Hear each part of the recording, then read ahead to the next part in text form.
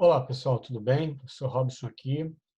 Vamos continuar o nosso assunto de deslocamento de equilíbrio. Agora nós vamos fazer exercícios, né, para fixação, né, desses conteúdos que são bem importantes, como eu venho falado. Então, nós temos aqui um primeiro exercício que diz o seguinte: o processo industrial de produção de amônia envolve o seguinte equilíbrio. Então, nós temos aqui o gás nitrogênio mais o hidrogênio formando amônia. O gráfico mostra aproximadamente as porcentagens em equilíbrio dos gases na mistura da reação. Analisa as proposições. Então, vamos lá. 1. A formação de amônia é favorecida em condições de alta pressão e baixa temperatura. Então, olha só. Está dizendo que alta pressão. Quer dizer, se eu aumentar a pressão, lembra que nós falamos que aumentando a pressão vai para o sentido de menor volume? Então, quantos volumes nós temos aqui? 1 do nitrogênio mais 3 do hidrogênio, 4. E aqui 2. Como aqui na amônia tem 2, que é menor do que esse aqui que tem 4, vai ser favorecido pelo aumento da pressão. Se aumentar a pressão, vai para o menor volume. Então, a proposição 1 está correta. É favorecida em condições de alta pressão. Agora, e baixa temperatura? Aqui ele não diz se a reação, para ser baixa temperatura, a reação tem que ser exotérmica, para a direita, né? Então, a formação da amônia tem que ser um processo exotérmico. Só que ele não está dizendo aqui, mas o gráfico aqui está dizendo. Veja bem, ó, aqui é porcentagem de amônia produzido e aqui é pressão, certo? Então, a gente vê que quanto maior a pressão, né, mais é produzido de amônia. Então, está de acordo aqui com o que a gente falou. Agora, veja bem, ó, está vendo que quanto menor a temperatura, maior é a produção? Lembra que a reação exotérmica é favorecida pela diminuição da pressão, da temperatura? Então, ó, quanto menor a temperatura, maior a produção de amônia. Então, realmente, essa reação aqui é exotérmica. Então, está correta número 1. 2. A reação de formação da amônia é um processo endotérmico? Não, nós acabamos de ver que é um processo exotérmico. A produção de amônia é favorecida pela diminuição da temperatura, ou seja, exotérmica. 3. Em um recipiente fechado a pressão constante, o aumento da temperatura favorece a decomposição da amônia. Tá certo, né? Porque a diminuição da temperatura favorece o quê? A produção. E o aumento da temperatura vai para o outro sentido endotérmico, para a esquerda. Então, é o sentido da decomposição da amônia em nitrogênio e hidrogênio. Tá certo, 3. 4. Um aumento na concentração de gás nitrogênio, então, se eu aumentar o nitrogênio, causará um deslocamento do equilíbrio no sentido da reação, do sentido dos reagentes. Não, se eu aumentar nitrogênio, o equilíbrio desloca para a direita, para a formação do produto.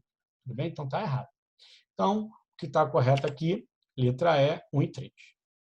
Questão número 2. Um dos processos de fabricação de hidrogênio consiste em passar uma mistura de monóxido de carbono e vapor de água sobre catalisador adequado a temperatura de 50 graus. Então, está aqui a reação, beleza. O procedimento correto para a obtenção de um rendimento de hidrogênio é para obtenção de um rendimento de hidrogênio. Quer dizer, o hidrogênio está aqui na direita. Eu quero um rendimento maior de hidrogênio. Quer dizer, o equilíbrio tem que deslocar para a direita, para a produção do hidrogênio. Então, vai ser diminuir a concentração de monóxido de carbono. Se eu diminuir a concentração de monóxido de carbono, o equilíbrio vai deslocar para a produção dele, ou seja, para a esquerda. Então, não é. Injetar gás carbônico. Se eu injetar gás carbônico, vou aumentar a concentração do gás carbônico. Então, a concentração também, o equilíbrio também vai ser deslocado para a esquerda.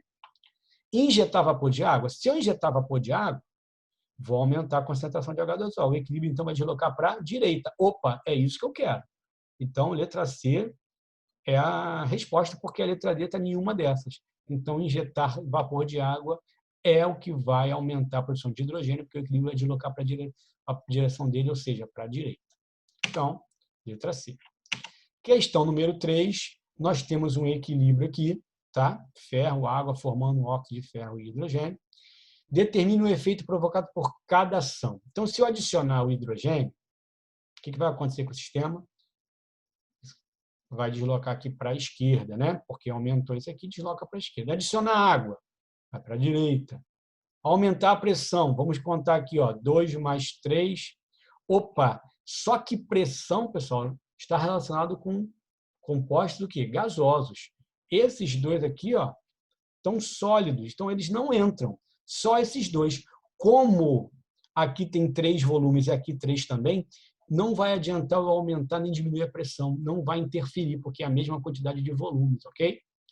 Então, ó, desloca lá o equilíbrio para a esquerda se eu aumentar o H2, porque se eu aumentar o H2, desloca para a esquerda por causa, né, do aumento da concentração deste. B, adicionar água. Se eu adicionar água, vai para a direita, lá.